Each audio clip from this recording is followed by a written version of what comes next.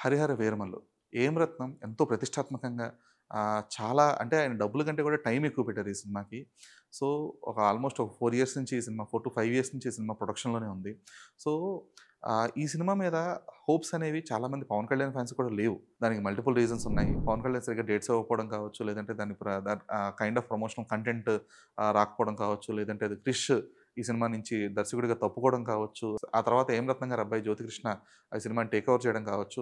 ఇలా చాలా multiple reasons వల్ల 'హరిహర వీరమల్లు' సినిమా మీద బజ్ గాని, హైప్ గాని లేదు. సో, అంటే టు బి వెరీ ఫ్రాంక్ మాట్లాడుకోవాలంటే. అలాగే ఈ సినిమా రిలీజ్ డేట్ కూడా చాలా సార్లు పోస్ట్‌పోన్ అవుతూ వచ్చింది. ఇంచుమించుగా ఒక 5, 6 సార్లు ఈ సినిమా రిలీజ్ డేట్ పోస్ట్‌పోన్ అవుతూ వచ్చింది.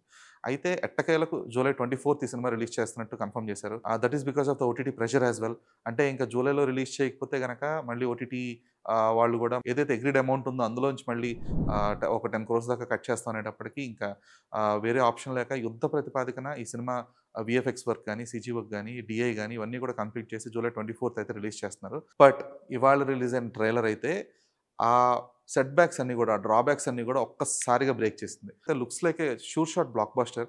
సో, దానికి కైండ్ ఆఫ్ రీజన్స్ ఉన్నాయి. Thing first thing cinema range. ఎక్కడ కూడా గ్రాండియర్‌లో ఎక్కడ కూడా వాళ్ళు తగ్గలేదు.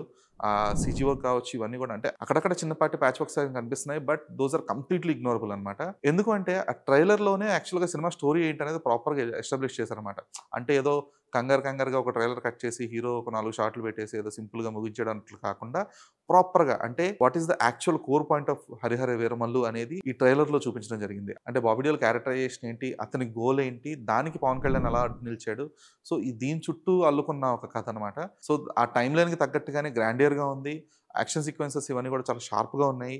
అంటే నిన్న ఆల్రెడీ ఇన్ఫో రిలీజ్ చేశారు. లైక్ 3 మినిట్స్‌లో 140 షాట్స్ అని చెప్పేసి.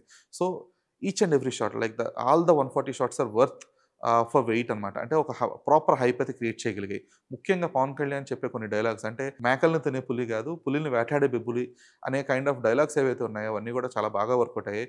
అండ్ లాస్ట్‌లో బాబీ డియోల్ చాలా సింపుల్‌గా ఇచ్చే ఒక ఎలివేషన్ అంటే అది మోడీ అంతకుముందు పవన్ కళ్యాణ్‌కి ఇచ్చారు. ఏ పవన్ నెహీ ఏ ఆంధీ హై అంటారాయన. సో, ఆంధీ వస్తుంది అని చెప్పేసి బాబీ డియోల్ ఇచ్చిన ఎలివేషన్ అంటే చాలా సబ్టిల్ ఎలివేషన్ అది. చాలా ప్రాపర్‌గా వర్కౌట్ అయింది. అలాగే పవన్ కళ్యాణ్ ఫియర్సీ లుక్స్ అంటే చిన్న చిన్న మ కంటిన్యూటీ ఇష్యూస్ అయితే ఉన్నాయి పవన్ కళ్యాణ్ లుక్స్‌లో. అంటే ఒక చోట గెడ్డం ఉంది, ఒక చోట గెడ్డం లేదు, ఒక చోట ట్రిమ్డ్ వెర్షన్స్ ఉన్నాయి, ఒక చోట మీసకట్టు వేరుగా ఉంది. ఈ చిన్న చిన్న కంటిన్యూటీ ఇష్యూస్ అయితే ఖచ్చితంగా ఉన్నాయి. ఎందుకంటే పవన్ కళ్యాణ్ ఈ సినిమాకి ఎన్ని దఫాలుగా డేట్స్ ఇచ్చారో చూస్తూ వచ్చాం కాబట్టి. సో, అది కొంచెం డిస్ట్రాక్టివ్ ఎలిమెంట్ అయినప్పటికీ కూడా దాన్ని ఇగ్నోర్ చేయొచ్చు. Because of Pawan Kalyan's charisma and the trailer cut. అలాగే కీరవాణి బీజీఎం కూడా చాలా బావుంది. అంటే మనం ఈ కైండ్ ఆఫ్ హిస్టారికల్ ఫిల్మ్స్ అనంగానే ఏదో భారీ హెవీ బీజీఎం అది ఎక్స్‌పెక్ట్ చేస్తాం కదా! ఇది అలా కాకుండా చాలా సింపుల్‌గా ఒక చిన్న పిట్ట కథలాగా, ఒక చిన్న పొడుపు కథలాగా ఈ బీజీఎంని ఓపెన్ చేసిన విధానం గాని, అలాగే అందులో హై రైజ్ ఎలిమెంట్స్‌కి ఇచ్చిన ఆ ప్రాపర్ ఎలివేషన్స్ కానీ ఇవన్నీ కూడా బావున్నాయి. అలాగే సినిమాటోగ్రఫీ వర్క్ కానీ, ఆర్ట్ వర్క్ కానీ, ప్రొడక్షన్ వర్క్ కానీ అన్నీ చాలా హెవీ బడ్జెట్‌గానే అంటే చాలా గ్రాండియర్‌గా అనిపిస్తున్నాయన్నమాట. So, I am seated for July 24థ్ అంటే లిటరల్లీ టిల్ డేట్ ఉన్న ఎక్స్‌పెక్టేషన్స్ మొత్తాన్ని ఒక్కసారిగా మార్చేసిందన్నమాట. దట్ టూ పవన్ కళ్యాణ్ పాలిటిక్స్‌లో తన సత్తా చాటుకొని డిప్యూటీ సీఎం అయిన తర్వాత వస్తున్న మొదటి సినిమా కావడంతో ఈ సినిమా మీద మామూలుగానే అంచనాలున్నాయి. అయితే ఆ అంచనాలన్నింటిని ఈ ట్రైలర్ అనేది ఇంకా డబుల్ చేసింది. డబుల్ ఏంటి ట్రిపుల్ చేసిందని చెప్పొచ్చు. జూలై 24థ్ రోజు మూవీ రివ్యూతో కలుద్దాం. This is Dheeraj signing off.